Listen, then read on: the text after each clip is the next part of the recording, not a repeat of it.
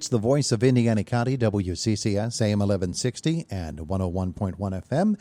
And our conversation with Matt Jioio, the principal at Marion Center High School, brought to you by Marcus & Mack, a law firm representing injured people. Good morning to you.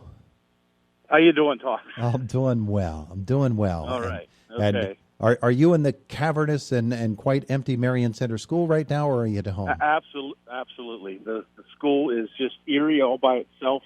I miss the kids immensely, and hopefully we can get them back in here at some point.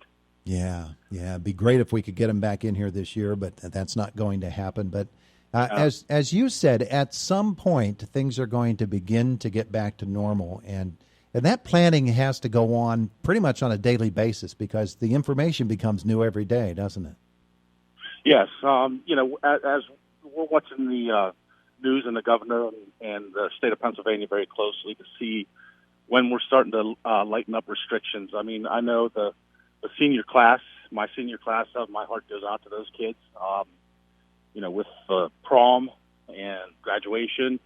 And I kind of made a pledge to them that, anything in my power to get them to experience some of their senior activities, I'm going to do, whether that goes into July or even August.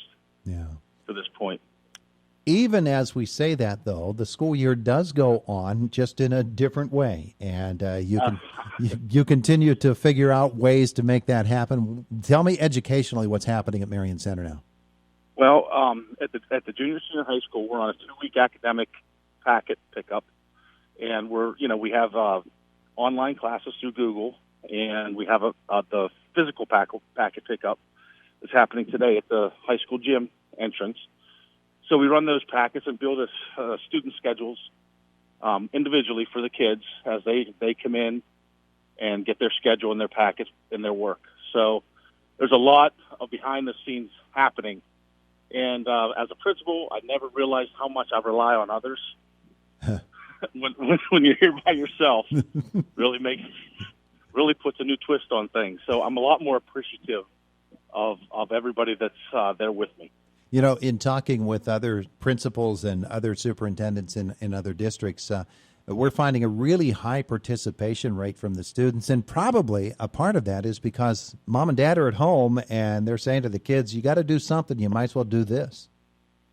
Absolutely. And I think the kids, too, are realizing that how nice, school is. And, this is a different kind of education where, you're doing packet work, you're doing a lot of reading, you're doing a lot of online things. But I think the kids are thriving for some activities. I know I have 2 kids at home, and, they just need to be doing things. So, we're trying to provide that for our community. Obviously, you're always looking for feedback, and you're probably getting it from parents. Do you hear much from students themselves? Especially the senior class. We've had meetings with them because graduation requirements and post-secondary and scholarship information. So we have a pretty tight hold on all of them. And we are communicating through our website with everyone else. We are hearing back some frustration, with the packets and the parents having to, pretty much be the teacher from that perspective. But, the kids are generally doing what they need to do. We have high participation in all of our academic things right now, so I'm happy about that. Yeah, and absolutely. The community has been very supportive. We're handing out meals for the week at the McCreary cafeteria and at Rain today, and the community has just been so appreciative of the efforts that we're putting forth there. So, has that feeding program changed substantially since you started, or are you still doing it about the same way? We're pretty much doing it the same way. We have ICAP, some non-perishable stuff here that gets delivered, and we hand out the meals, breakfast and lunch for a 5-day cycle. So every Mondays we hand out the meals, and we're doing about 250 of them at McCreary and about 200 at Rain. So pretty good participation there. Yeah, it is. Matt Jioio is the principal at the Marion Center High School. Let's get back to those seniors. They have so much going on in the last month of school. Academically, it slows down for them, but at the same time, They have other things going on, such as they're making college choices. They're wrapping up some of their high school work that they want to be sure to get done, and it's a really stressful time of year for them in a normal year. I would assume that it still is at this point, and maybe even more so. Absolutely. With the lack of the face-to-face instruction that they're used to, and the rigor that comes with being in front of like an AP teacher.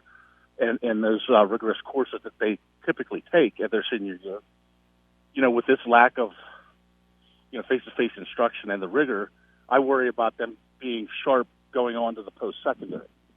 So that's why we're trying to keep them engaged as much as possible. And a lot of them are self-motivated at this point to do well. Yeah.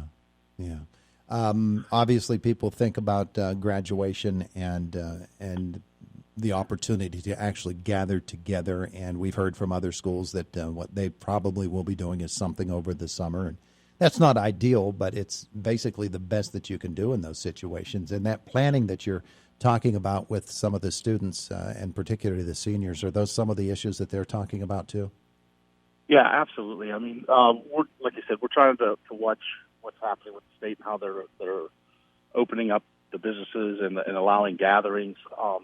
I don't know what the new normal looks like, but that's why we're trying to postpone our decision on just how we're going to gather at this point, because we want to make one decision and then be able to stick to it. There will be something happening on June, I think, 3rd, when they graduate, in some form or fashion, whether it be in the gym or whether it be something that we put together for social distancing. But then, hopefully throughout the summer we can get into our gym and do kind of our auditorium and do a formal ceremony. Yeah, that would be very, very good for them. They would love that. They would probably appreciate that very, very much. Yeah, and senior classes are typically they have their identity and they have their close knit group of kids, and they want to be together. One of the interesting things about your district, and I guess it applies in a way to basically all of the districts in Indiana County, is yours is particularly widespread. That's a really large geographical area. So these kids, they probably have not seen the majority of their classmates in any way, shape, or form for more than 6 weeks now. Right. I mean, it's kind of ironic that, throughout the year I'm telling them, put your phone away, put your phone away, put your phone away. And now I'm thankful for those phones and that technology that they can Zoom each other or FaceTime and do things like that to be able to see one another.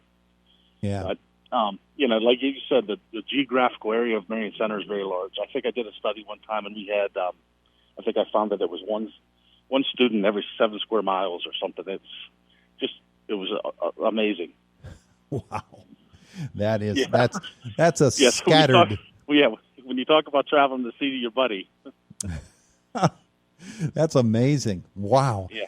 All right, so we think about this as the school year nears an end, and at this time every year you're also thinking ahead to the next year.